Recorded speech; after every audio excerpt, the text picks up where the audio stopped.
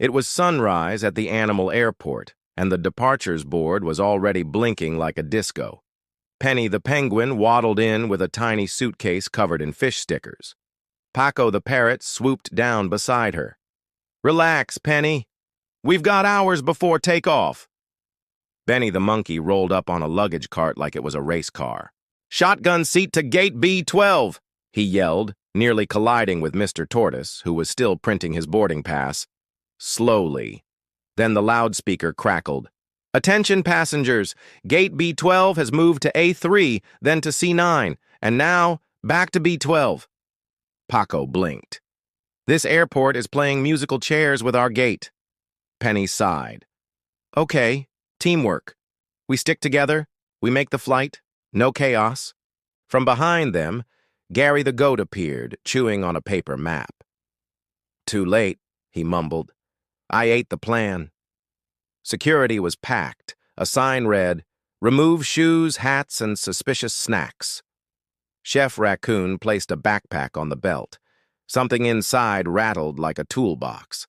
Tina the tiger, security, narrowed her eyes. "Any liquids?" Chef Raccoon smiled. "Only 32 grape smoothies." The X-ray screen lit up with blender parts, frying pans, and a rubber chicken. Paco whispered, "We're doomed." Benny grinned and stepped through the scanner. Beep, beep, beep. He pulled a banana from his hat. "It's emotional support potassium." Tina sighed and waved them through. "Next!" Gary the goat stepped forward with a suitcase that moved. It popped open. Potatoes rolled everywhere like bowling balls. Penny face-palmed. "This is going great."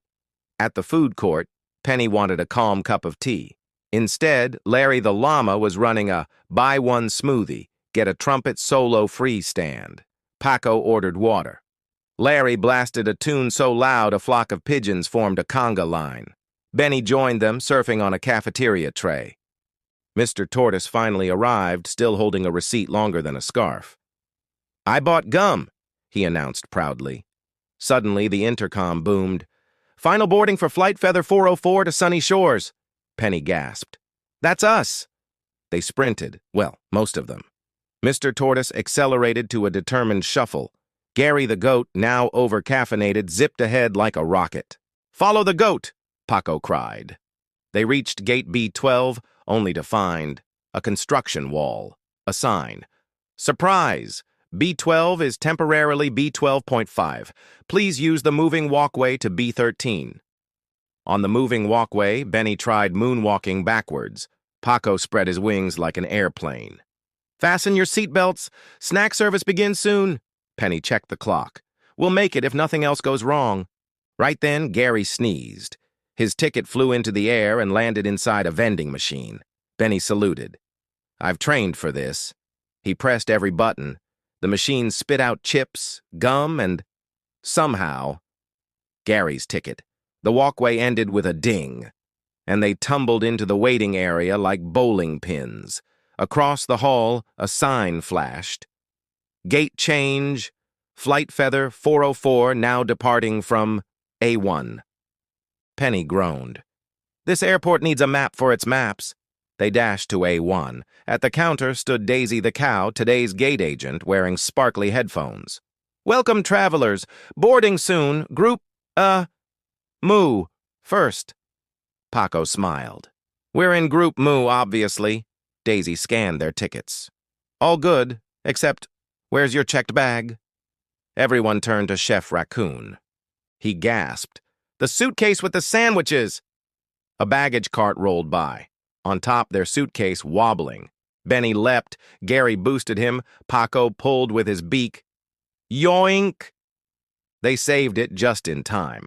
Daisy clapped. "Teamwork level. Legendary." The jet bridge door opened with a hiss. Penny inhaled. "We did it! Nothing can stop us now." The lights flickered. The intercom whispered, "Minor delay due to a goose on the runway." Paco blinked. "A single goose?" Daisy nodded.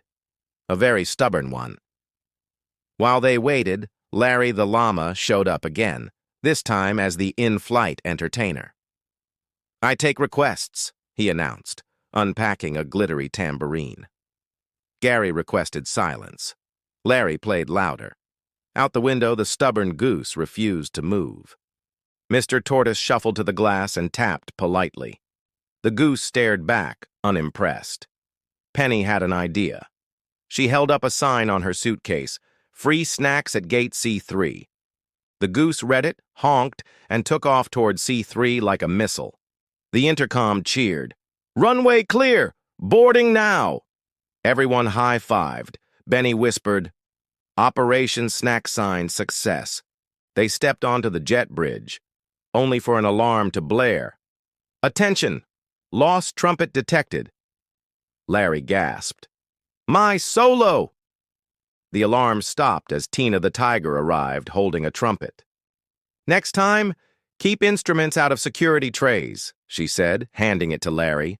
They finally boarded the plane. Penny buckled in with a relieved smile. Paco fluffed his feathers. Gary hid his last emergency potato under the seat. The captain's voice came on.